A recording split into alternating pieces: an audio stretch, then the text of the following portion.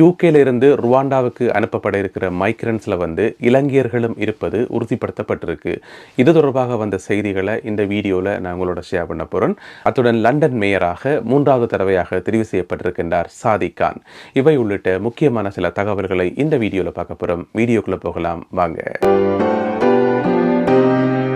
Tamizhadiyan UK YouTube சேனலுக்கு உங்கள் அனைவரையும் வருகவென அன்புடன் வரவேற்கின்றேன். பிரித்தானியாவில் வாழ்கின்ற தமிழ் மக்களுக்கு பயன்படக்கூடிய முக்கியமான தகவல்களை தாங்கி வருகிறது தமிழடியான் யூகே யூடியூப் சேனல்.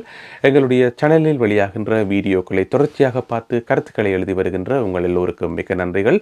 புதிதாக வந்திருக்கக்கூடிய அன்பான உறவுகளே, உங்களுக்கு நேரம் இருக்கும்போது பழைய வீடியோக்களையும் தட்டி பாருங்கள். அங்கேயும் உங்களுக்கு பயன்படக்கூடிய ஏராளமான தகவல்கள் உள்ளன. லண்டன் மேயராக 3வது தடவையாக தெரிவு செய்யப்பட்டிருக்கின்றார் சாதிக் கான். அவர்தான் தெரிவு செய்யப்படுவார் என்பது பரவலாக எல்லோராலும் எதிர்பார்க்கப்பட்ட ஒரு விஷயம். இருந்தாலுமே கூட தேர்தல் நடைபெற்ற மே மாதம் 2ஆம் தேதி இரவு வெளியான தகவல்களின்படி அவருக்கு கடும் போட்டியாளராக இருந்த கன்சர்வேட்டிவ் பார்ட்டியைச் சேர்ந்த சுசன் ஹோல் மிகவும் நெருக்கமான வாக்குகளை பெற்றிருப்பதாக செய்திகள் வந்திருந்தது. அப்போ அந்த நேரத்தில் கானா அல்லது சுசனா என்று சொல்லி கடும் குழப்பம் ஒன்று நிலவி கொண்டிருந்தது. இருந்தாலுமே கூட நேற்று காலை முதல் வெளிவந்த தகவல்கள் எல்லாமே சாதிக் கான் தான் மீண்டும் தெரிவு செய்யப்படுவார் என்பதை திரும்ப சொல்லிக்கொண்டே இருந்தன. இப்படியான ஒரு சந்தர்ப்பத்தில் அவருக்கு இன்னும் ஒரு சாதனையும் இருக்கு என்று சொன்னால், லண்டனில் மிக நீண்ட காலமாக மேயராக இருந்தவர் என்கின்ற பெருமை இப்ப சாதிக் கானுக்கு கிடைக்குது. என்று சொன்னால் அடுத்தடுத்து 3 தடவை இருக்கின்றார். மிக நீண்ட காலம் லண்டன் மேயராக இருந்தவர் என்ற பெருமை சாதிக் கானுக்கு கிடைக்குது. இப்போ நடந்து முடிஞ்ச தேர்தலை பார்த்தீங்கன்னு சொன்னால் மொத்தம் 107 கவுன்சில்ஸுக்கான தேர்தலாம் இது. இந்த தேர்தல் மூலமாக மொத்தம் 2655 கவுன்சிலர்கள் தெரிவு செய்யப்படுவார்கள். இந்த வீடியோ ஒளிப்பதிவு செய்யப்படும் வரை வெளியான முடிவுகளின்படி இந்த கவுன்சிலர்ஸில் பார்த்தீங்கன்னு சொன்னால் 1128 கவுன்சிலர்ஸ் லேபர் பார்ட்டி சார்பாக தெரிவு செய்யப்பட்டிருக்கணும். 1128 கவுன்சிலர்ஸ். அதே நேரம் பார்த்தீங்கன்னு சொன்னால் 508 கவுன்சிலர்ஸ் கன்சர்வேட்டிவ் பார்ட்டி சார்பாக தெரிவு செய்யப்பட்டிருக்கணும். அதோட இன்னொரு விஷயம் என்னன்னு சொன்னா 37 PCC எனப்படுவோர் தெரிவு செய்யப்படுவினம். அந்த PCC என்னன்னு சொன்னா போலீஸ் அண்ட் கிரைம் கமிஷனர்ஸ்.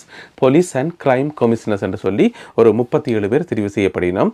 இவர்கள் எல்லோருடைய விவரங்களும் நாளை முழுமையாக வெளியிடப்படும். யார் யார் எங்கெங்க தெரிவு செய்யப்பட்டிருக்கிறோம் என்று சொல்லி.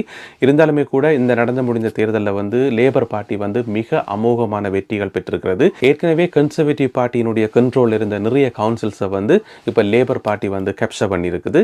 அதே நேரம் பார்த்தீங்கன்னா சொன்னால் லேபர் பார்ட்டி லண்டனை மட்டும் கைப்பற்றியல, லிவர்பூலையும் அவர்களால் கைப்பற்றியிருக்கின்றார்கள். அதேவேளை சவுத் யோர்க்ஷயரையும் கைப்பற்றியிருக்கின்றார்கள். அதோட பிளாக்பூல் சவுத்தையும் அவர்கள்தான் கைப்பற்றியிருக்கின்றார்கள். லண்டன் மேயராக சாதிக் கான் பாரதில் எந்த பிரச்சனையுமே இல்லை. அவர் நிறைய நல்ல திட்டங்கள் எல்லாம் கொண்டு வருவார், நல்ல நல்ல விஷயங்கள் எல்லாம் செய்வார். அதில் எந்த விதமான டவுட்டும் இல்லை. ஆனால் எங்களுக்கு இருக்கக்கூடிய ஒரே ஒரு பிரச்சனை என்னென்னு சொன்னால், எங்களுடைய காரை கொண்டு லண்டனுக்கு போக முடியாது. ஏனென்று சொன்னால் இந்த உலெஸ் என்று சொல்லப்படுகின்ற அல்ட்ரா லோ எமிஷன் ஜோன் இருக்குது தானே, அதை எல்லா இடமும் எக்ஸ்பேண்ட் பண்ணி கிட்டத்தட்ட லண்டன் முழுக்க இப்போ உலெஸ் ஜோனாக வந்துட்டுது. அப்போ எங்கேயுமே காரை கொண்டு போக முடியலை. ஏனென்று சொன்னால் கொண்டு போனால் அதுக்கு நிறைய கட்டுப்பாடுகள், நிறைய ஃபைனுகள் என்று சொல்லி ஒரே பிரச்சனை.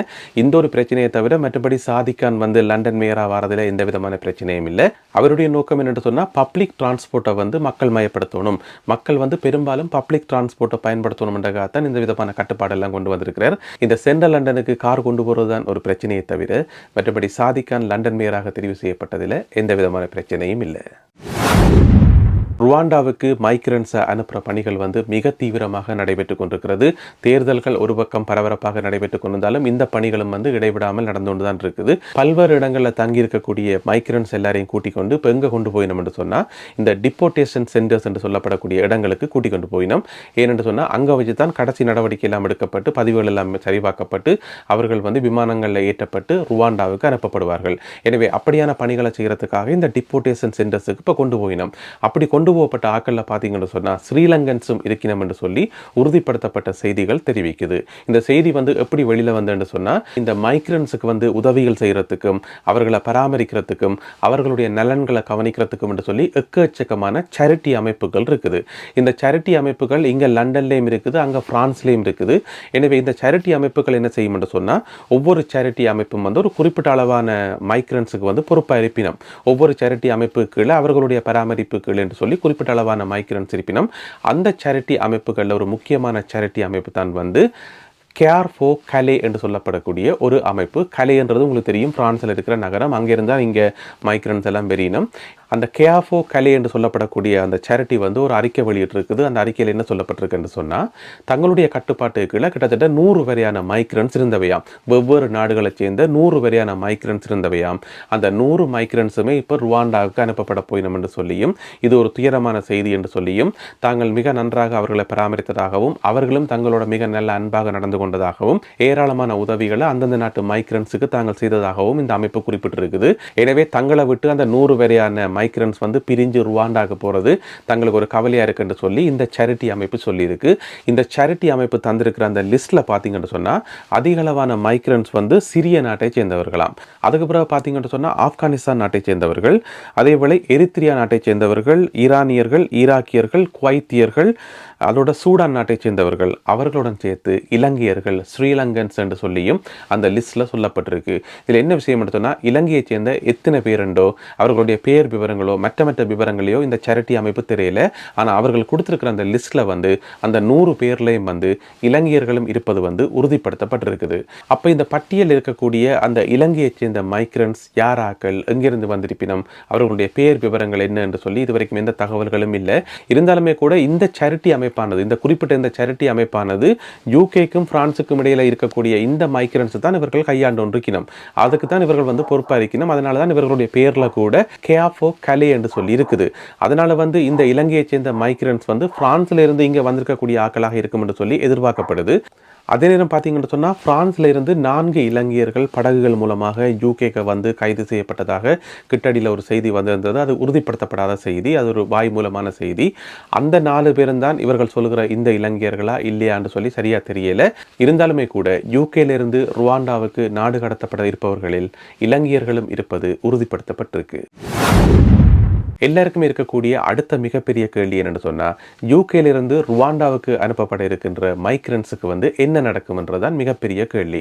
யூகே அரசாங்கம் சொல்லுது, உங்களுக்கு ருவாண்டாவில் வந்து சிட்டிசன்ஷிப் கிடைக்கும், ருவாண்டாவில் உங்களுக்கு பாதுகாப்பு இருக்கும், நீங்கள் அங்கேயே வாழலாம், ருவாண்டா முழுக்க எங்கே இருந்தாலும் நீங்கள் வாழலாம் என்று சொல்லி நல்ல விதமாக தான் யூகே அரசாங்கம் சொல்லுது. இருந்தாலுமே கூட இந்த சேரிட்டி அமைப்புகள் எல்லாருமே வந்து தொடர்ந்து எதிர்த்து கொண்டே வரினும் தொடர்ந்து அவர்கள் சொல்லிக்கொண்டு வர விஷயம் என்னென்னு சொன்னால், ருவாண்டா அரசாங்கத்துக்கு நீண்ட காலத்துக்கு தங்களுடைய நாட்டில் வந்து இந்த மைக்ரன்ஸை வந்து வச்சுக்கிற எண்ணம் வந்து அவர்களுக்கு இல்லை என்று சொல்லியும், அதற்கான ஒரு செயல்முறையோ அதற்கான ஒரு திட்டங்களோ ருவாண்டா அரசாங்கத்திட்ட இல்லை என்று சொல்லியும் சொல்லப்படுது. யூகே அரசாங்கம் என்ன நினைக்குது என்று சொன்னால், எப்படியாவது இந்த மைக்ரன்ஸை பிடிச்சி நாட்டை விட்டு அனுப்பி எப்படியாவது ருவாண்டாக்கு அனுப்பிட்டா போதும், அதோட என்னுடைய பிரச்சனை முடிஞ்சது என்று சொல்லி யூகே அரசாங்கம் நினைக்குது.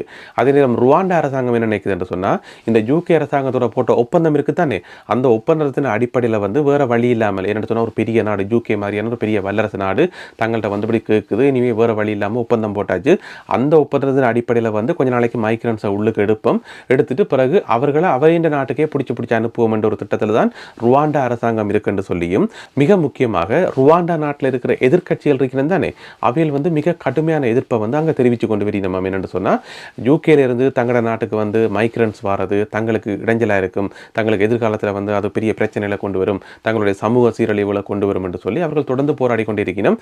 காலப்போக்கில் வந்து இந்த மாதிரி வர மைக்ரன்ஸை வந்து 2ஆம் தர குடிமக்களாக நடத்துறதும் அவர்களுக்கான சலுகைகளை வழங்காமல் விடுறதும் என்று சொல்லி பல பிரச்சனைகள் அங்கே வர்றதுக்கான வாய்ப்புகள் இருக்கு என்று சொல்லி இந்த சேரிட்டி அமைப்புகள் வந்து தொடர்ந்து குரல் கொடுத்து கொண்டே இருக்குது. எனவே இந்த விஷயத்தில் வந்து என்ன நடக்க போகிறதுன்றதை வந்து சரியான முறையில் கெஸ் பண்ண முடியாமல் இருக்குது. ஆனால் கேள்விப்படுற செய்திகள் எல்லாமே வந்து ஒரு பயங்கரமான செய்திகளாக தான் இருக்குது. ஒருவேளை யூகேலிருந்து ருவாண்டாவுக்கு அனுப்பப்படுற மைக்ரன்ஸில் யாராவது ஒரு ஆளுக்கு ஒரு சின்ன பிரச்சனை வந்தாலுமே கூட அது யூகேல வந்து பெரிய அளவில் வந்து எதிரொலிக்கும், அது பெரிய அளவில் வந்து ரிஷி சுனாக்கு நெருக்கடிகளை கொண்டு வரும். எனவே என்ன நடக்க போகுதுன்றதை பொறுத்திருந்து பார்ப்போம். இந்த ருவாண்டாவுக்கு அனுப்பப்பட இருப்பவர்களில் இலங்கையர்களும் இருப்பது கவலைக்குரிய செய்திதான். நல்லது அன்பான உறவுகளே, இன்றைக்கு அவ்வளவுதான் தகவல்கள். இந்த தகவல்கள் உங்களுக்கு பிரயோஜனமாக இருந்திருக்கும் என நம்புகின்றேன். அப்படி பிரயோஜனமாக இருந்திருந்தால் இந்த வீடியோக்கு ஒரு லைக் போடுங்க, இந்த வீடியோவை உங்களுடைய உறவினர் நண்பர்களோட ஷேர் பண்ணுங்க. மீண்டும் மற்றும் ஒரு வீடியோவில் இன்னும் பல தகவல்களுடன் உங்களை சந்திக்கின்றேன். அதுவரை நன்றி, வணக்கம்.